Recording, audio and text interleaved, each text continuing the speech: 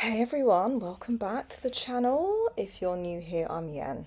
I didn't post a video last week because I was celebrating my birthday. I was away, but I'm back now, and honestly, what a week to return to. Gold and silver have both had a very wild run, so we're definitely not going to skip over that. Last week was a reminder of why patience and risk management matter so much in this market. Both gold and silver saw aggressive moves, sharp pullbacks, and plenty of traders getting caught on the wrong side simply because they underestimated volatility. Right, yeah, so let's break this down properly. Gold and silver move similarly, but that doesn't mean you should trade both. One thing I want to clear up, especially for newer traders, is this idea that if gold is moving, you must trade silver. Yes, gold and silver are correlated. They often move in the same direction, as I can show you here, right? But as I said, that does not mean you need to expose yourself to both, especially if you're trading a small account. Account size matters when choosing instruments, trust me, and the biggest difference between gold and silver is the contract size. On most brokers, gold contract size is 100 and silver is 5,000. That is a massive difference, and you can play the 0.01 on both gold and silver will move against you much faster in monetary terms. Could go for you as well, but just depends, right? And honestly, if you've ever placed a 0.01 on silver and watched it go a few pips against you, you already know exactly what I mean. This is why silver feels wild to so many traders, and it's not that the market is broken, it's that the exposure is much larger. You can, check yourself, don't take my word for it. To do that, you can check the contract sizes on your broker's website or inside MT5, which is the platform I use. Just right click on the symbol and open the specification. Here's a screenshot. But yeah, understanding this before trading saves you from unnecessary stress and blown accounts, trust me.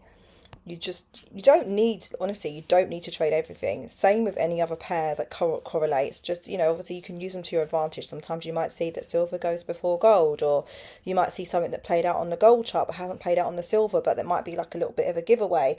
You can use them together, but you don't need to execute on both. I mean, if you want to, by all means, right? But it's better to be safe. And this is the part that I really want to land. Please, you don't need to trade everything. You do not get extra points for trading more instruments. You do not need to trade gold and silver to be a profitable or good trader.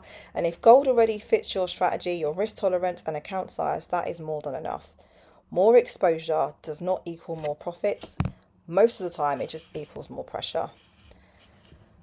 Yeah, so this week was a good reminder of why structure, patience, and position sizing always come first, especially in volatile conditions like we've just seen. I'll go into the actual chart breakdowns for gold now, but I just wanted to start with this because it's foundational. Right, let's get into the chart because this is where most of the confusion came from last week. First thing I want to highlight is the protected low at the start of the week. Where are we? Here at 4,990. From that point onwards, every pullback that followed each new high held above that level. And that's important because as long as price is holding above a protected low, the structure remains bullish, and that's exactly what we saw through most of the week. A very bullish move until it wasn't. Gold pushed higher all the way into late Wednesday, I believe. Yep. And kind of topped out just above 5,600 here. That was a huge move on I'm going to say not even hourly chart, on every time frame. We were just, yeah, it was very obvious what was happening, right? I stick to the hourly, the 4 hour as well, and then I think I've mentioned this before, I tend to execute on the 15-minute. However, it was very obvious. So anyone that was buying blindly at the highs, expecting price to just keep going, was honestly just being a bit silly. And I say that because markets don't move in one direction forever. A lot of accounts got hurt there simply from chasing price instead of waiting for confirmation. All right, so the first real warning sign after topping out up here,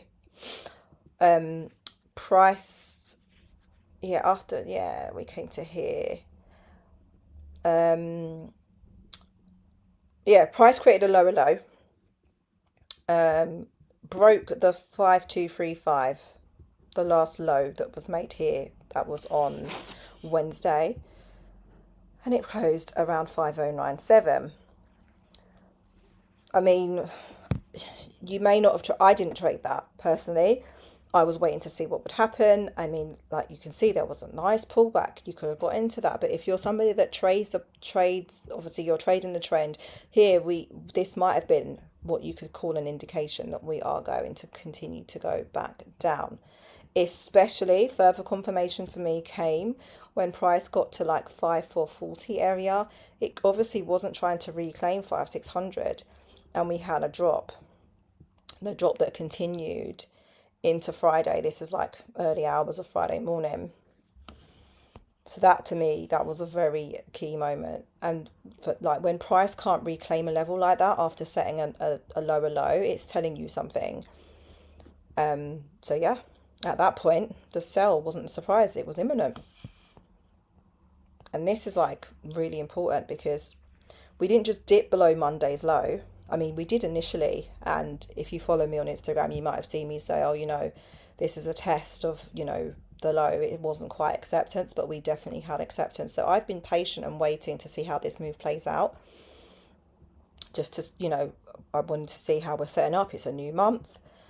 Yeah, and obviously gold has been very bullish. Gold is a bullish asset. Gold is bullish overall. There are pullbacks, but what you might notice is when gold sells, like you have this very bearish candle, it sells, it kind of drops quite hard and quite fast, but it takes a bit, it's open to interpretation, but for me, when I'm in buys, I notice that price is climbing and climbing and climbing. When it sells off hard. That's just my observation, and I'm sure if you trade gold, you know exactly what I'm talking about. But anyway, because of this drop now, I'm no longer viewing this as like a dip buy zone. This to me is, we've had an indication that price wants to go bearish. How long for? We don't know, because usually with gold, as I said, if you trade gold, you'll know that there are, once it pulls back into a certain area, you're going to be watching to see whether price is going to reclaim or it's going to continue. And that's exactly what I'll be doing for the following week. For the week coming. I want to know, can price claim back above 4,990 and hold, or do we continue to accept below it, which opens the door for more deeper move before any bounce? I'm not in a rush, as always. This is where the patience matters again, and we just let price do the talking instead of forcing a bias. So yes, wild week, of course, but the chart actually gave us plenty of information for willing to slow down and read it properly. As always, I'm waiting for confirmation and not prediction. If this breakdown helped you, please give this video a like and a comment and subscribe if you're not already, and I'll definitely see you in the next one.